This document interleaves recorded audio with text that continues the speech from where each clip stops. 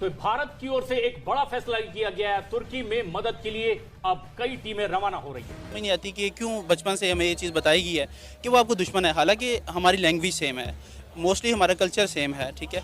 तो अगर हम उनसे जितना बेनिफिट हम उठाना चाहें तो उठा सकते हैं, लेकिन ये समझ नहीं आती कि क्या किया जा रहा है और क्या रीज़न है कि बस दुश्मन बताया गया है और बंद कर दें सब कुछ। बांग्लादेश ने अच्छा किया, हमसे अलग हो गए जल्दी।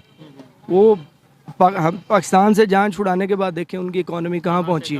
तुर्की होके आया हूँ और मैंने उन भाइयों को कहा जब मैं आया हूँ तो आप समझेंगे शायद ये मांगने आया है। मैं मांगने नहीं आया, लेकिन मजबूरी है।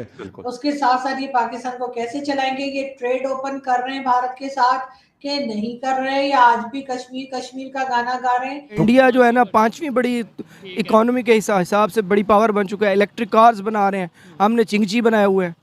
वो भी हमने नहीं बनाया, आपकी करेक्शन कर दूं, चाइना से बन के। पाकिस्तान ने इवेंचुअली दिवालिया होना है, टाइमिंग कभी भी हो सकती है। आज अगर खतरा टल जाएगा, ये बड़ी खतरनाक बात जी। 5200 अरब रुपए सिर्फ कर्जों के ऊपर सूद की अदायगी है, जो कि आपके बजट का 54%। जब बजट हमने पेश किया था, हमने रखा था 3950।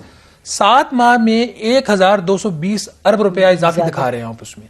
ये मुल्क किधर जाए? आप देख सकते हैं किस तरीके से भारत की तरफ से एक बड़ा कदम उठाया गया है कि टर्की में जो एक भूकंप आया है, आपको पता होगा 7.8 से ऊपर का ये भूकंप है। मैग्नीट्यूड बहुत ज़्यादा था और जिसके बाद सारी दुनिया की तरफ से प्रे की जा रही है कि टर्की में अब जो घटना घटी है उसके लिए दुआएं की जा रही हैं कि लोग जो अभी हैं तो वो सुरक्षित रहे। और पाकिस्तान की तरफ से आपको पता है कि पाकिस्तान टर्की को, भारत पाकिस्तान बांग्लादेश तीनों देश के मुसलमान टर्की को लेकर एक रूहानी प्यार रखते हैं। पहले पूरा वीडियो देखते हैं, वीडियो के लास्ट में करते हैं इस टॉपिक पर बात। प्लीज चैनल को सब्सक्राइब करेगा अगर आपको ये वीडियो पसंद आए। सर, दुनिया की सबसे बड़ी सोर्स ऑफ नॉलेज की वेबसाइट विकिपीडिया को पाकिस्तान में बैन कर दिया गया है। कहा जा रहा है कि उस पर इस्लाम के खिलाफ बहुत सारा मवाद मौजूद था, इसीलिए उस वेबसाइट को पूरा का पूरा पाकिस्तान में बैन कर दिया गया है।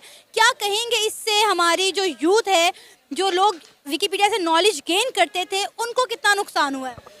ऑब्वियसली अगर विकिपीडिया को बंद कर दिया गया तो उसका एक बहुत बड़ा इम्पैक्ट होगा, स्पेशली जो लोग जो थे जैसे CSS वगैरह करते थे तो उनको नॉलेज वहाँ से हिस्ट्री का मिलता था।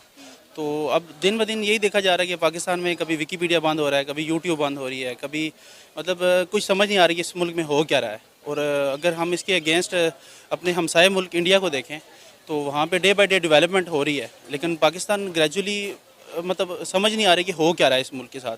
कभी कहते हैं कि मतलब इंडिया हमारा दुश्मन है, बॉर्डर बंद कर दें, कभी कहते हैं कि ये वेबसाइट इस काम के लिए बंद है, इसको बंद कर दें। तो मुझे समझ नहीं आती कि क्या इशू है, क्या मसला है। इंडिया में फर्स्ट एप्पल स्टोर खुलने जा रहा है और हम यहाँ पर चीज़ों पर बैन पे बैन लगा रहे हैं। एक वक्त था 2012 से 2016 तक पाकिस्तान में यूट्यूब बैन कर दिया गया था और कहा जाता है कि जब इस तरह से कोई बड़ी वेबसाइट बैन की जाती है या बड़ी साइट वेब बैन की जाती है तो इसका मतलब है कि आहिस्ता आहिस्ता पूरा सोशल मीडिया बैन होने वाला है। जी ऐसे ही है। अब मैं वही आपको बता रहा हूँ ना कि ये समझ नहीं आती कि पाकिस्तान में कि क्या हो क्या रहा है। बेसिकली मेजर जो इशू ये है कि जो हमारे ऊपर सियासतदान या जिन लोगों ने पॉलिसी मेकर्स हैं उनका कंसर्न नहीं है कि अवाम के लिए उन्होंने क्या करना है। मतलब उनका बस मुझे तो यही लगता है कि बस यही एम है कि पाकिस्तान में आएँ, पैसा बनाएं और बाहर चले जाएं। मतलब जो सिचुएशन अभी नज़र आ रही है तो अब इस बात है, अब जिस तरीके से हमारे ऊपर पाबंदियाँ लगी हुई थी अब वो भी बेसिकली इन लोगों की वजह से ही था और हमें खुद सफ़र करना पड़ रहा है। बेसिकली अब खुद भी मैं एक CA प्रोफेशन से मैं बिलोंग करता हूँ, तो अब नज़र आ रहा होता है कि पाकिस्तान की जो इकोनॉमिस्ट हैं या इकोनॉमिकल जो सिचुएशन बनाई जा रही हैं तो उसमें समझ नहीं आ रही कि एक आम बंदा क्या करेगा। इंडिया के बारे में क्या कहेंगे? इंडिया में फर्स्ट एप्पल स्टोर खुलने जा रहा है, हम तो बैन लगाई जा रहे हैं और लगाते रहेंगे। इंडिया की कामयाबी पर, इंडिया की तरक्की पर क्या कहेंगे? देखें, जो सबसे बड़ा रीज़न है ना कि जिस तरह हम देख रहे हैं कि इंडिया में अगर आईफोन का वो ब्रांड ओपन हो रहा है या इस तरीके से ट्विटर का उनका जो CEO था, अब रीज़न क्या है कि वो ना जो एक क्रिटिकल थिंकिंग वाले ये जो है ना जो एक क्रीम होती है माइंड, उसको वो यूज़ कर रहे हैं। हमारे मुल्क में क्या हो रहा है कि आप जो एक एजुकेटेड पर्सन है उनको आप यूज़ नहीं करते, देन फिर क्या करते हैं हमारे लोग जो है कोई UAE की तरफ मूव कर रहा है, कोई यूरोप की तरफ मूव कर रहा है। पहला रीज़न तो ये है। दूसरा, हमारे मुल्क में कहा जाता है कि जो बचपन से हमें एक बात बताई गई कि इंडिया हमारा दुश्मन है। अब मैं इस चीज़ को समझ नहीं पाया आज तक कि वो हमारा कैसे दुश्मन है।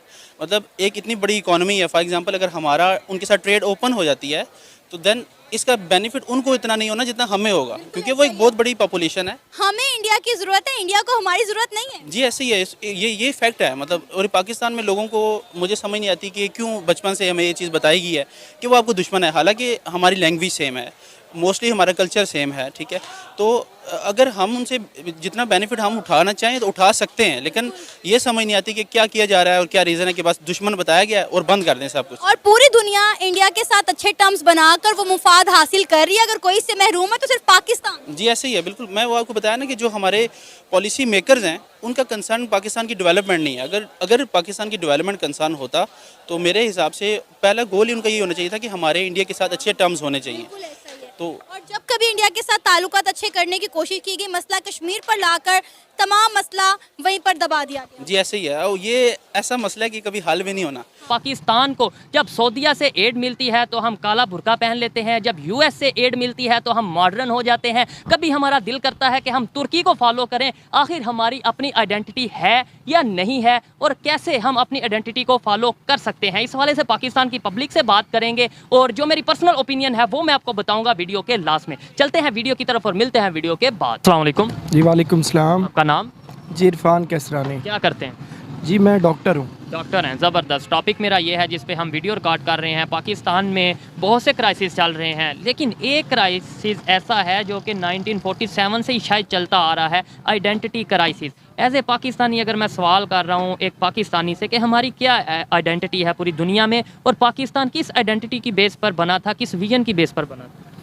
असल एक्चुअली जब पार्टीशन हुई थी तो उस वक्त क़ायद आज़म ने बड़ी एफ़र्ट की थी और ये सोचकर एक अलहदा रियासत का क़याम किया था कि एक पाकिस्तान जाके एक ऐसा मुल्क बनेगा जो दुनिया के नक्शे के ऊपर एक ख़ास तरह से प्रेजेंट करेगा। ठीक है। लेकिन अनफॉर्चुनेटली हुआ ये है कि जब से पाकिस्तान बना है, शुरू अवाइल के कुछ अर्सा तो बहुत अच्छा रहा है, लेकिन वक्त के साथ साथ आहिस्ता आहिस्ता हमारे कौल व फेल में तज़ाद शुरू हो गया है। ठीक है। रियासत जिस बुनियाद पे बनाई गई थी वो मकसद सारा ख़त्म हो गया। ठीक है। किस बुनियाद पे आपके ख्याल में रियासत बनाई गई थी? पाकिस्तान का मतलब क्या था? पाकिस्तान असल दो कौमी नज़रिया के तहत वजूद में आया था। हिंदुस्तान और पाकिस्तान, वहाँ पे उनका टोटल कल्चर मुख्तलिफ था, मज़हब मुख्तलिफ था, दोनों डिफरेंट चीज़ें थीं, जिस वजह से इकट्ठे रहना तकरीबन नामुमकिन हो गया था।